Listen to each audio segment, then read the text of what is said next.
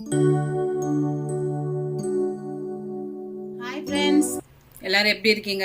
So இன்றைக்கி ஒரு ஈஸியான டிஷ், ஆனால் டேஸ்டியான ஹெல்த்தியான டிஷ் வாங்க பார்க்கலாம். இன்றைக்கி நம்ம பார்க்க போகிறது சக்கரை பூசணிக்காய் கறின்னு சொல்லலாம், அதை கூட்டுன்னு சொல்லலாம், தொக்குன்னு சொல்லலாம். என்ன பேர்லாம் எனக்கு தெரியாது, ஏன்னா இது வந்து எங்கள் அம்மா செய்கிற டிஷ்ஷு. ஆனால் நான் அவங்கக்கிட்ட வந்து இந்த பேர் என்னன்னு கேட்கல, அவங்க இப்போ இல்லை, அதனால மறுபடியும் நான் போய் கேட்க முடியாது. ஸோ நம்ம எப்படி வேணால் வச்சுக்கலாம், சக்கரை பூசணிக்காய் கூட்டுன்னு வச்சுக்கலாம். இப்போ வாங்க நம்ம டிஷ்ஷு செய்ய ஆரம்பிக்கலாம். ஸோ நான் வந்து பார்த்தீங்கன்னா இன்றைக்கி இந்த கடாய் வச்சுருக்கேன். ஸ்டவ் ஆன் பண்ணிட்டேன். கடாய் நல்லா சூடான அப்புறம் இதில் ஒரு அரை கிளாஸ் தண்ணி ஊற்றிக்கலாம். என்னடா எடுத்தோன்னே தண்ணி ஊற்றுனேன்னு பார்க்காதீங்க, ஏன்னா இன்றைக்கான டிஷ் அந்த மாதிரி. ஸோ இந்த தண்ணி வந்து நல்லா சூடாகட்டும். சூடானோன்னே நம்ம பார்க்கலாம்.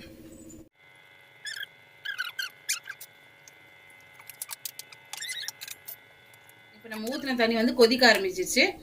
இப்போ நம்ம இதில் ஒரு டேபிள் ஸ்பூன் கல்லுப்பு போட்டுக்கலாம். இன்றைக்கி வந்து பார்த்தீங்கன்னா நான் வந்து 1/2 கிலோ சக்கரை பூசணிக்காய் எடுத்து வச்சுருக்கேன். ஸோ அதுக்கு இப்போ இந்த தண்ணியில் 1 ஸ்பூன் கல்லுப்பு போட்டிருக்கோம். கல்லுப்பும் அந்த தண்ணியும் நல்லா மிக்ஸ் ஆகட்டும். ஃபுல்லாக கல்லுப்பு கரையணும்னு அவசியம் இல்லை. சுடு தண்ணியில் போட்டோன்னா பாதி கரைஞ்சிடும், நமக்கு வேலை மிச்சம், அதனால சொல்கிறேன். இப்போ நான் சொன்ன மாதிரி 1/2 கிலோ சக்கரை பூசணிக்காய் தோல் உரிச்சிட்டு நல்லா தின் ஸ்லைசஸாக கட் பண்ணி வச்சுருக்கேன். இதுக்கு நான் என்ன பண்ணியிருக்கேன்னு பார்த்தீங்கன்னா ஒரு பெரிய சைஸ் வெங்காயம் நல்லா பொடிசாக கட் பண்ணி வச்சுருக்கேன். இந்த கொதிக்கிற தண்ணியில் இந்த வெங்காயத்தை ஃபஸ்ட்டு போட்டுடலாம். வெங்காயத்தை போட்டு தண்ணியோட லேசாக அப்படி மிக்ஸ் பண்ணி விடுங்க. அந்த வெங்காயம் வந்து வதங்கணும், அப்புறம் வந்து வேகணும் அப்படிலாம் இல்லை, சுடு தண்ணியிலே வந்து ஆட்டோமேட்டிக்காக வெந்துடும். ஒரு பெரிய சைஸ் தக்காளி அதை நல்லா ஸ்லைஸ் பண்ணிவிட்டு நான் நல்லா புளிஞ்ச மாதிரி போட்டுட்டேன். ஸோ அதையும் போட்டுக்கலாம். ஒரு கொத்து கருவேப்பிலை போட்டுக்கலாம். அதுக்கப்புறம் இந்த டிஷ்ஷுக்கு பார்த்தீங்கன்னா, ஏன்னா சக்கரை பூசணிக்காய் வந்து கொஞ்சம் இனிப்பாக இருக்கும் இல்லையா, அதனால் கொஞ்சம் காரம் ஜாஸ்தி போடணும். நான் என்ன பண்ணியிருக்கேன்னு கேட்டிங்கன்னா 3 பச்சை மிளகா அதை வந்து நல்ல சின்ன சின்ன பீசஸாக வெட்டி வச்சுருக்கேன். அதையும் இதோட சேர்த்துக்கிறேன். ஒரு 6லேருந்து 7 பூண்டு அதையும் தோல் உரிச்சு வச்சுருக்கேன். நெக்ஸ்ட் அதையும் நம்ம சேர்த்துக்கலாம். இப்போ நம்ம எல்லாமே போட்டாச்சு. இப்போ நம்ம க்ளீன் பண்ணி கட் பண்ணி வச்சுருக்க சக்கரை பூசணிக்காய், இப்போ பார்த்தீங்கன்னா நான் 1/2 கிலோ சக்கரை பூசணிக்காய் வாங்கி தோல் உரிச்சிட்டு இந்த மாதிரி தின் ஸ்லைசஸாக பண்ணியிருக்கேன். உங்களால் இதை விடையும் இன்னும் தின்னா பண்ண முடியும்னா பண்ணிக்கலாம், ஆனால் இதுவே போதுமானது. ஸோ இந்த மாதிரி இருக்கிறது 1/2 kg இதோடு சேர்த்துடலாம்.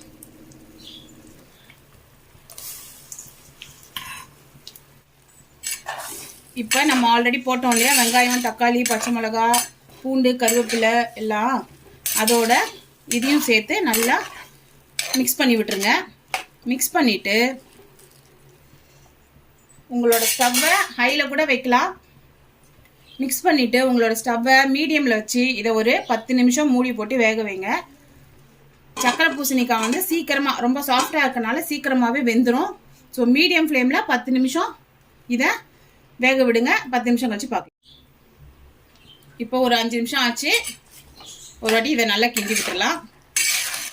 இப்போ மறுபடியும் ஒரு 5 நிமிஷம் க்ளோஸ் பண்ணிடலாம்.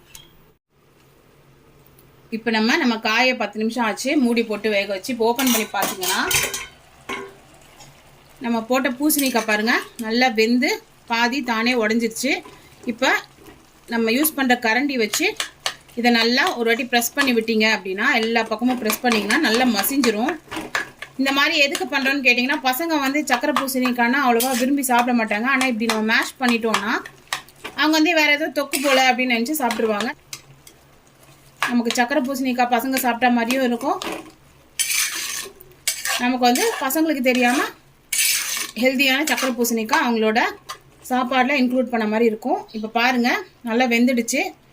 ஸோ இப்படி ப்ரெஸ் பண்ணிங்கனாலே எல்லாமே வந்து மசிஞ்சிரும். ஸோ ஒரு வாட்டி நல்லா ப்ரெஸ் பண்ணி விடுங்க.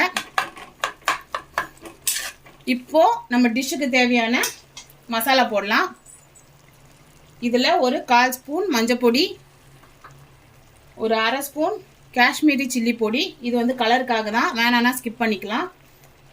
நம்ம வீட்டில் குழம்பு மிளகா பொடி வச்சுருப்போம்ல, அது 1 ஸ்பூன் போட்டுக்கோங்க. 1 டீஸ்பூன்.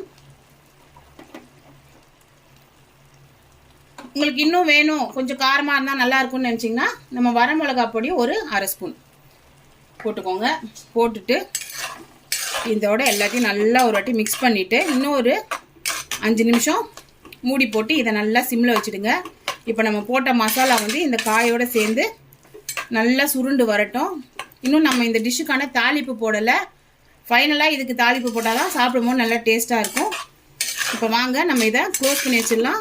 ஒரு 5லேருந்து 8 நிமிஷம் கழித்து ஓப்பன் பண்ணி நம்மளோட சக்கரை பூசணிக்காய் கறி எப்படி இருக்குன்னு பார்க்கலாம். நம்ம ஸ்டவ்வை மீடியமில் வச்சுருந்தோம். அப்படியே அந்த மீடியம்லேயே இருக்கட்டும். ஹையும் பண்ணாதீங்க, சிம்மும் பண்ணாதீங்க. ஸோ இப்போ 3 நிமிஷம் ஆயிடுச்சு. நம்ம ஓப்பன் பண்ணி ஒரு வாட்டி கிண்டி விட்டுடலாம். இப்போ நம்ம மசாலா போட்டு 5லேருந்து 7 நிமிஷம் ஆயிடுச்சு. இப்போ பாருங்கள், நம்ம ஊற்றின தண்ணி எல்லாமே ட்ரை ஆகிடுச்சு. இனி ஒரு 3லேருந்து 5 நிமிஷம் இதை ஓப்பன் பண்ணி அப்படியே வேகட்டும். இப்போ நம்ம ஸ்டவ்வை மீடியம்லேருந்து ஹை பண்ணிக்கலாம். ஏன்னா இன்னும் ஒரு 3லேருந்து 5 நிமிஷம் தானே வேக போகுது. நமக்கு வந்து நம்ம ஊற்றிருக்க அந்த தண்ணியெல்லாம் நல்லா சுண்டணும். அதனால் நம்ம ஹை ஃப்ளேமில் வச்சு ஓப்பனில் வச்சு கிண்டலாம். இப்போ இது வந்து எதுக்கு நல்லா இருக்குன்னு பார்த்தீங்கன்னா, சாதத்துக்குன்னு பார்த்தீங்கன்னா தயிர் சாதம், ரசம் சாதம், அப்புறம் காரக்குழம்பு அதுக்கெலாம் நல்லாயிருக்கும். ஆனால் காரக்குழம்புக்கு போடும்போது பச்சை மிளகாவும் கொஞ்சம் காரப்பொடியும் கம்மி பண்ணிக்கோங்க. ஏன்னா காரக்குழம்பும் கொஞ்சம் ஜாஸ்தி காரமாக இருக்கும் இல்லையா. அதனால் அதுக்கு காரக்குழம்புக்கு பண்ண போகிறீங்க அப்படின்னா காரம் கொஞ்சம் கம்மி பண்ணிக்கோங்க. இதுவே தக்காளி சாதம், ரசம் சாதம், அப்புறம் சாம்பார் சாதம் அதுக்குலாம் பண்ண போகிறீங்கன்னா நமக்கு தேவையான காரம் போட்டுக்கலாம். அண்ட் டிஃபனுக்கு பார்த்தீங்கன்னா தோசைக்கு நல்லாயிருக்கும், சப்பாத்திக்கும் பூரிக்கும் சூப்பராக இருக்கும். ட்ரை பண்ணி பாருங்கள். இப்போ நம்ம ஹை ஃப்ளேமில் வச்சு ஓப்பன் பண்ணி வச்சு நம்மளோட டிஷ்ஷை வந்து ஒரு 3 நிமிஷம் நல்லா சுண்ட விட்டோம். இப்போ பாருங்கள், நல்லா ட்ரை ஆகிடுச்சு. இதோட கன்சிஸ்டன்சி பார்த்தீங்கன்னா இந்த மாதிரி இருக்கும். ஓகேங்களா?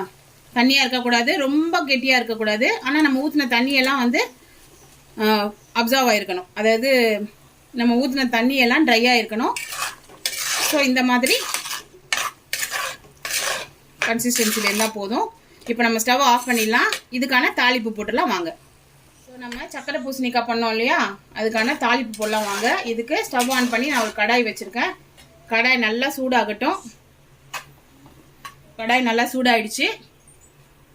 இப்போ நம்ம இதில் ஒரு 2 டேபிள் ஸ்பூன் நல்லெண்ணெய் ஊற்றிக்கலாம். நீங்கள் எந்த எண்ணெய் வேணால் யூஸ் பண்ணலாம். நீங்கள் எண்ணெய் வேணால் யூஸ் பண்ணலாம். ஆனால் நல்லெண்ணெய் போட்டிங்கன்னா டேஸ்ட்டும் நல்லாயிருக்கும், உடம்புக்கும் நல்லது. ஸோ 2 டேபிள் ஸ்பூன் நல்லெண்ணெய். எண்ணெய் சூடாகட்டும். இப்போ நான் வந்து பார்த்தீங்கன்னா சக்கரை பூசணிக்காய் வந்து 1 பாதியமாக தான் வந்து மேஷ் பண்ணி விட்டுருக்கேன். இதே உங்கள் வீட்டில் பசங்க சக்கரை பூசணிக்காவே சாப்பிட மாட்டாங்க, யாரும் உங்கள் வீட்டில் இருக்கவங்க சக்கரை பூசணிக்காய் பிடிக்காது அப்படின்னு நினச்சிங்கன்னா, நம்ம பொட்டேட்டோ ஸ்மாஷர் இருக்குல்ல, ஸோ இப்படி அமுக்கிற மாதிரி ரவுண்டாக இருக்கும்ல ஓட்ட ஓட்டியாக, அதை வச்சு ஃபுல்லாகவே ஸ்மாஷ் பண்ணிவிடுங்க. ஸோ உங்களுக்கு என்ன ஆகுன்னா அது வந்து ஒரு சட்னி மாதிரி, ஒரு கிரேவி மாதிரி ஆகிடும். அதை நீங்கள் சாதத்தில் போட்டு கூட அவங்களுக்கு பிசைஞ்சு சாப்பிட சொல்லலாம், அதுவும் நல்லாயிருக்கும். இப்போ இது வந்து நம்ம சாப்பாட்டுக்கு சைட் டிஷ்ஷாக வைக்கிறதுனால நான் 1 பாதியமாக ஸ்மாஷ் பண்ணி வச்சுருக்கேன். உங்களுக்கு வேணும்னா நீங்கள் ஃபுல்லாக கூட ஸ்மாஷ் பண்ணிக்கலாம்.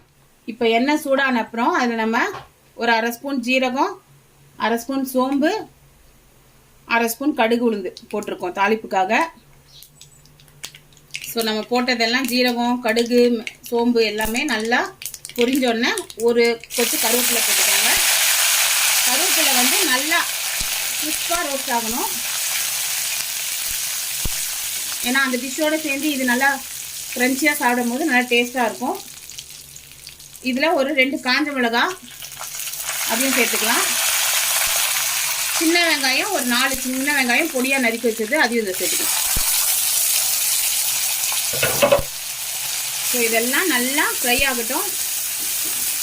வெங்காயம் கலர் சேஞ்ச் ஆகும் இல்லையா, கோல்டன் ப்ரௌன் கலர், தாளிப்பு ரெடி ஆகிடும். நம்ம எடுத்து நம்ம டிஷ்ஷில் சேர்த்துக்கலாம். இப்போ பாருங்கள், நம்ம போட்ட வெங்காயம் நல்லா கிறிஸ்பாயிடுச்சு. இப்போ நம்ம ஸ்டவ் ஆஃப் பண்ணிட்டு நம்ம தாளிப்பு எடுத்து காயோட சேர்த்து. இப்போ நம்ம தாளிப்பும் நம்ம காயோட சேர்த்தாச்சு. நம்ம எப்பயும் சொல்கிற மாதிரி தான், தாளிப்பை வந்து காயில் போட்டோன்னே கலர்றதை விட நம்ம சாப்பிடும் போது அதை கலந்தோன்னா, இங்கே பாருங்கள் கருவேப்பிலை, ஆனியன்லாம் எவ்வளோ கிறிஸ்பாக இருக்குன்னு, அது நம்ம சாப்பாட்டில் போட்டு சாப்பிடும் போது இன்னும் டேஸ்ட்டாக இருக்கும். ஸோ நான் சொன்ன மாதிரி தான் இதை செஞ்சு பாருங்கள். இந்த டிஷ்ஷு எதோடலாம் நல்லா இருக்கும் அப்படின்னு நான் உங்களுக்கு சொல்லியிருக்கேன்.